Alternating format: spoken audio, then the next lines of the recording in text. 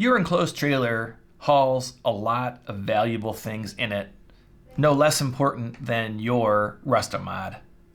As a passionate Restomod owner myself, I want to provide you with 6 quick, easy maintenance tips to maintain your Restomod trailer so it hauls everything that you need it to haul safely.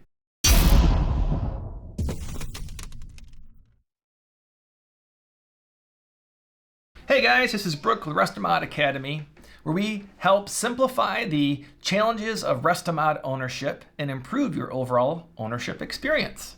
We achieve that audacious goal by having product guides. We have lots of tips and tricks, and then we have videos like this that answers common questions that our viewers have. In this case, how do I maintain my Restomod, the enclosed trailer for my Restomod? I've broken it down into 6 very easy tips that anyone can do. So the first one is tire pressure. Tires are important because they give you a safe and comfortable ride.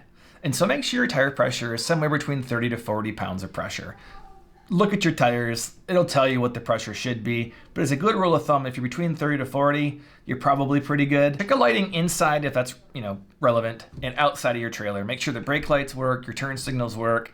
Very easy to check, but very worthwhile to do to help you avoid an accident. Bearings need to be lubed every 12,000 miles, and you should tighten your lug nuts probably every 1,000, 1,500 miles, something like that. Check the safety chains. Make sure the safety chains are in good condition. They're not getting rusted. They're not kinked up or anything like that. And then last but not least, make it a point to walk around your trailer on a pretty frequent basis. A lot of things can happen to a trailer, particularly when it's parked for a long period of time.